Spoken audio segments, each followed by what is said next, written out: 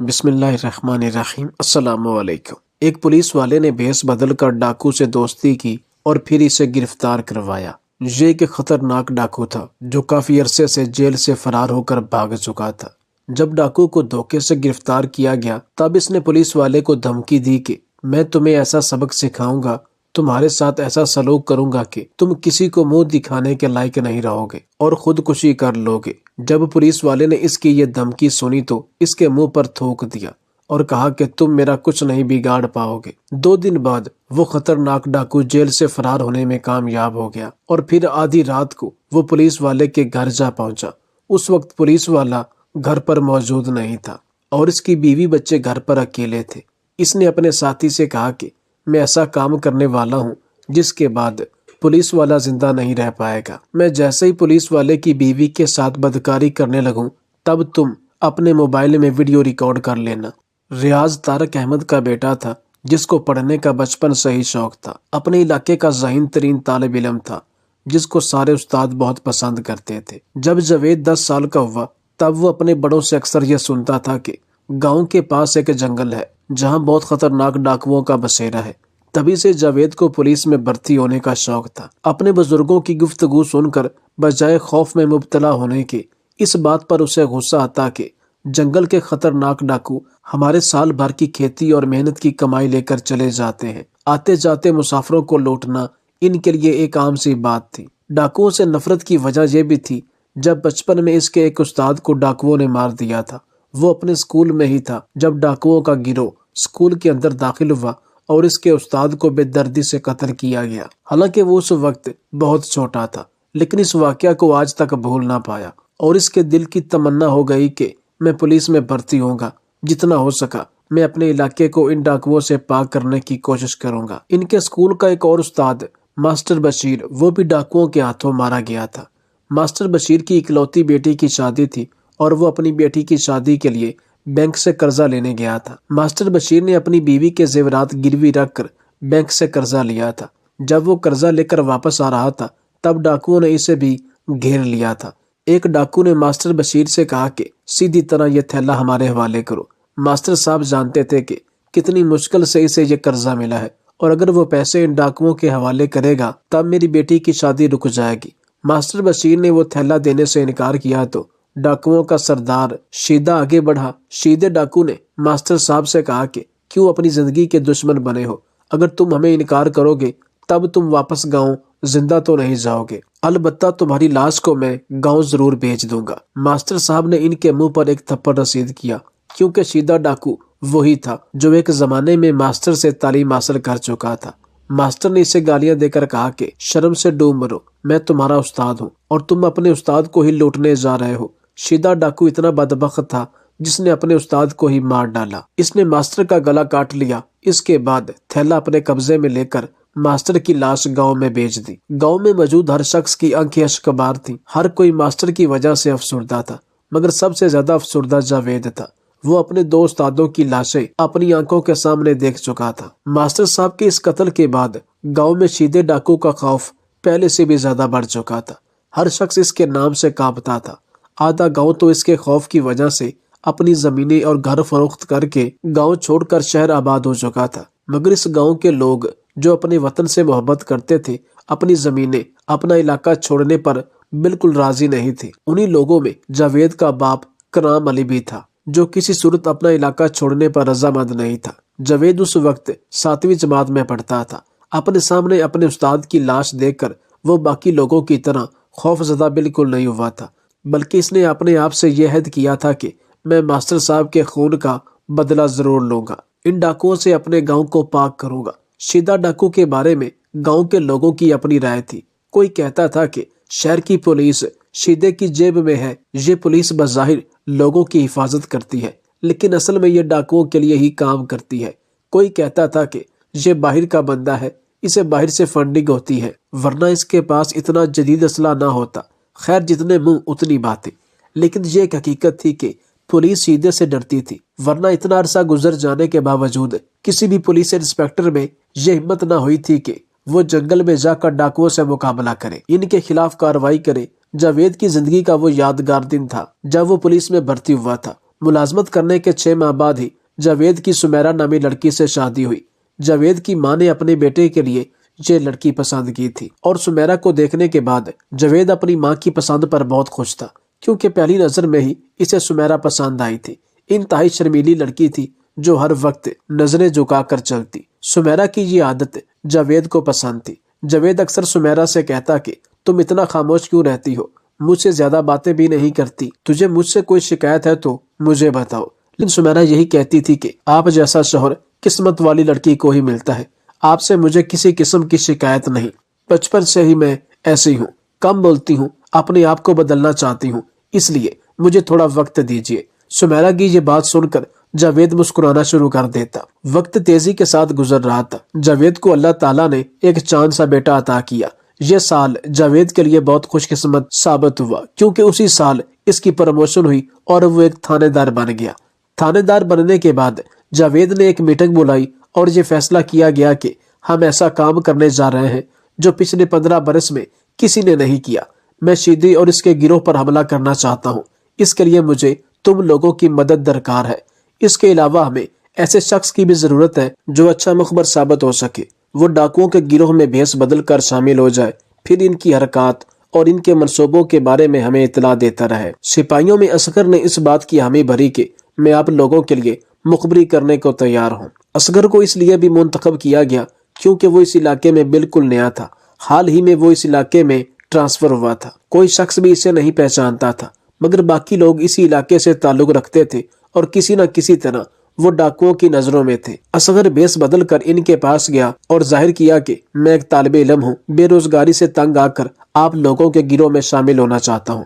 جہاں بھی نوکری کے لیے اپلائی کرنے جاؤں تو رشوت کے لیے پیسے مانگے جاتے ہیں، جبکہ میرے پاس تو رشوت دینے کے لیے کچھ بھی نہیں۔ میرٹ کی دھجیاں اڑا دی جاتی ہیں، جس سے مایوس ہو کر میں آپ کے گروہ میں شامل ہوا۔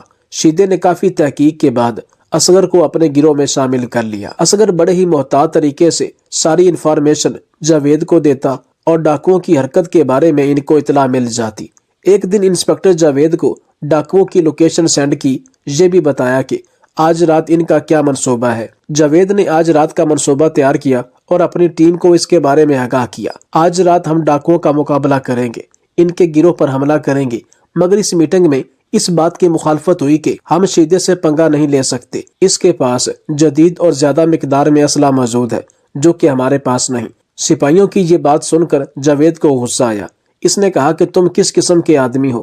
اصغر تم لوگوں میں شامل ہے اور ہماری خاطر جان کو خطرے میں ڈال کر ان خطرناک ڈاکوؤں کے گروہ میں شامل ہوا ہے اور ہمیں ان کی حرکات کے بارے میں بتا رہا ہے، جبکہ تم اب بھی شیدے سے خوف زدہ ہو۔ انسپکٹر کی بات سن کر سپاہیوں میں ایک بڑی عمر کا سپاہی بولا کہ سر، آپ شیدے کے بارے میں ٹھیک سے نہیں جانتے، ہمیں اپنے بیوی بچوں کی زندگی عزت بہت عزیز ہے۔ وہ کہنے لگا کہ سر، آج سے 10 سال پہلے ایک ایسا واقعہ ہوا تھا جس کے بارے میں اگر آپ بھی سنیں گے تو خوف میں مبتلا ہو جائیں گے۔ آپ سے پہلے انسپکٹر کاشف بھی اسی طرح کی باتیں کرتا تھا۔ شیدے کے خلاف منصوبہ بندی بنا کر سپاہیوں کو لے کر جنگل کی طرف روانہ ہوا۔ ڈاکوؤں سے ہمارا سخت مقابلہ تھا اور ڈاکوؤں کے 2 آدمی مارے گئے۔ کاشف صاحب کو ان کی موت پر افسوس اس لیے بھی ہوا تھا کیونکہ وہ انہیں زندہ پکڑنا چاہتا تھا، مگر افسوس ایسا نہ ہو سکا۔ ان دونوں کے مرنے کے بعد باقی ڈاکو جنگل سے بھاگ گئے، جس میں شیدہ شامل تھا۔ وہ بھی فرار ہونے میں کامیاب ہوا۔ مر جانے والوں میں شیدے کا چھوٹا بھائی بھی شامل تھا۔ انسپکٹر کاشف اپنی اس کارروائی پر بہت خوش تھا۔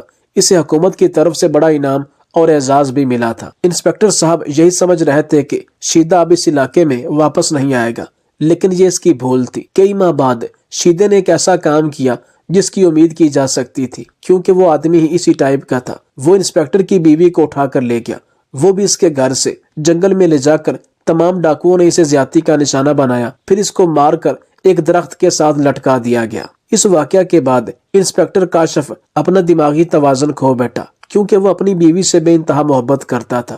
سر، ہماری اور آپ کی بھی فیملی ہے، یقیناً آپ کو بھی اپنی بیوی بچے بہت عزیز ہوں گے۔ میں یہ باتیں آپ کو اس لیے بتا رہا ہوں کہ کل کو آپ کے ساتھ بھی ایسا ہو سکتا ہے، ہمارے ساتھ بھی ایسا ہو سکتا ہے، تو ان باتوں کو اچھی طرح ذہن نشین کر لینا چاہیے۔ جاوید نے جب یہ سنا تو اس کی آنکھوں میں آنسو تھے اور اس نے اپنے سپاہیوں سے کہا کہ اب تو ہم پر یہ بات واجب ہو چکی ہے کہ ہم شیدے کو اس کے انجام تک ضرور پہنچائیں۔ میرے ارادے اور حوصلے اب بھی بلند ہیں، میں اپنے ارادے سے باز آنے والا نہیں۔ آپ میں جو میرا ساتھ دینا چاہتا ہے تو رات کو فلاں جگہ آ جائے، ورنہ یاد رکھو میں اکیلا ہی شیدے اور اس کے ساتھیوں کے خلاف لڑنے کے لیے روانہ ہو جاؤں گا۔ انسپکٹر جاوید کی اس جرات کو دیکھتے ہوئے باقی ساتھیوں نے بھی اس کا ساتھ دینے کا فیصلہ کیا۔ رات کی تاریکی میں ان ڈاکوؤں کے گھروں پر حملہ ہوا، کیونکہ یہ حملہ بہت اچانک ہوا تھا اور بڑی ہی منصوبہ بندی کے ساتھ، اس لیے شیدے کو سنبھلنے کا موقع ہی نہ ملا۔ کافی سارے ڈاکو مارے گئے، اس کے علاوہ شیدے کو بھی گرفتار کر لیا گیا۔ گرفتاری کے بعد شیدے کا جسمانی ریمانڈ کیا گیا اور بہت مارا گیا۔ شیدے نے انسپکٹر جاوید کو ایسی آواز دی کہ اتنا مارو کہ جتنا برداشت بھی کر سکوں، میں تمہارے ساتھ ایسا سلوک کروں گا کہ تم کسی کو منہ دکھانے کے قابل نہیں رہو گے اور شاید خودکشی کرنے پر مجبور ہو جاؤ۔ شیدے کی یہ دھمکی سن کر انسپکٹر صاحب کو پہلے سے زیادہ غصہ آیا اور اس نے شیدو کو پہلے سے بھی زیادہ مارنا شروع کیا۔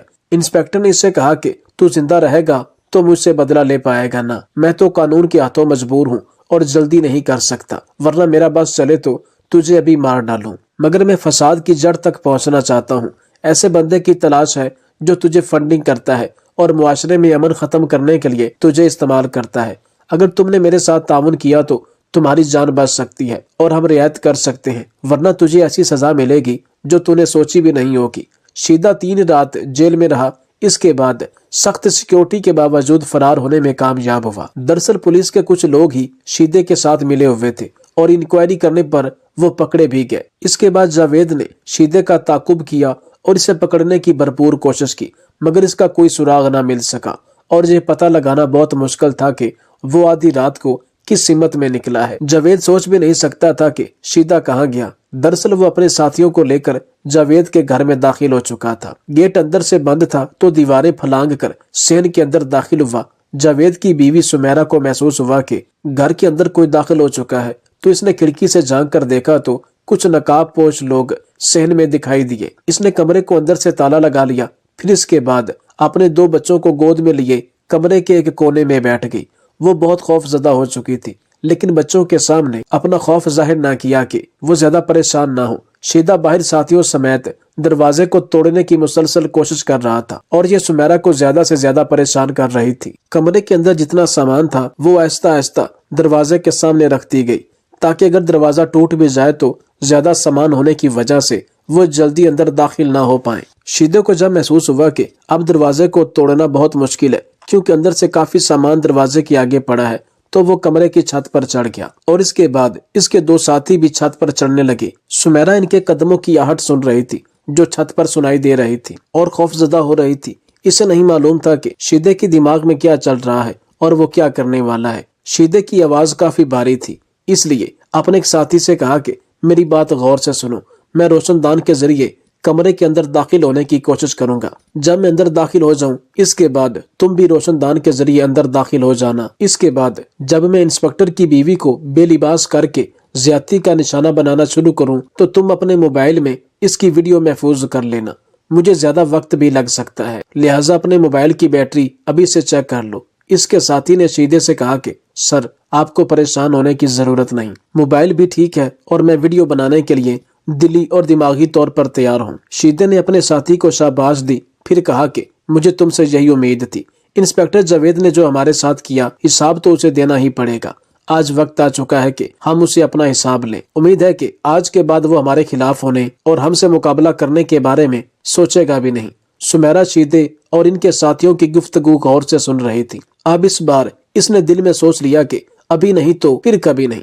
اگر وہ بچوں کو لے کر اسی طرح کونے میں بیٹھی رہی تو جلد شیدہ اس کی عزت کو نوچ کھائے گا۔ بزدلی سے بہتر ہے کہ وقار کے ساتھ مر جاؤں، کیونکہ ایسی زندگی کا کیا فائدہ جس میں میری عزت نہ بچے اور میں اپنے شوہر کا سامنا نہ کر پاؤں، ساری زندگی اسی افسوس میں گزار دوں۔ اس شرمیلی سمیرہ میں اچانک ہمت آ چکی تھی۔ اس نے سوچ لیا تھا کہ عزت کی حفاظت کرنے کی خاطر اگر میری جان بھی چلی جائے تو مجھے اس بات کی بھی پرواہ نہیں۔ اچانک شیدے نے روشن دان کی جانب بڑھنا شروع کیا۔ سب سے پہلے اس نے روشن دان میں سے اپنا سر اندر کیا۔ وہ بے خوف ہو کر کمرے کے اندر داخل ہو رہا تھا، کیونکہ اسے معلوم تھا کہ کمرے کے اندر ایک کمزور سی عورت اور 2 بچے ہیں جو میرا کچھ نہیں بگاڑ سکتے۔ سمیرہ نے ہمت کر کے کمرے کے اندر پڑے ایک ڈنڈے سے شیدے کے سر پر وار کیا۔ سر پر چوٹ لگنے کی وجہ سے شیدہ اپنے حواس کھو بیٹھا تھا، اس کے بعد سمیرہ نے بغیر وقت ضائع کیے دیوار کے ساتھ لٹکا ایک کلہاڑا اتارا اور پوری طاقت لگا کر شیدے کی گردن پر وار کیا۔ 3 سے 4 وار کرنے کے بعد ہی شیدے کا سر کمرے کے اندر جا گرا اور اس کا دھڑ کمرے سے باہر صحن میں گر پڑا۔ جب ان کے ساتھیوں نے شیدے کو بغیر سر کے دیکھا تو خوف زدہ ہوئے اور بھاگ کھڑے ہوئے۔ صبح ہوتے ہی پورا گاؤں جاوید کے گھر جمع تھا۔ خود جاوید اپنے ساتھیوں سمیت وہاں پہنچ چکا تھا۔ اس کی بیوی نے شیدے کے ساتھ جو کیا اسے اپنی آنکھوں پر یقین نہیں آ رہا تھا کہ یہی شرمیلی سی سمیرہ ایسا کیسے کر سکتی ہے۔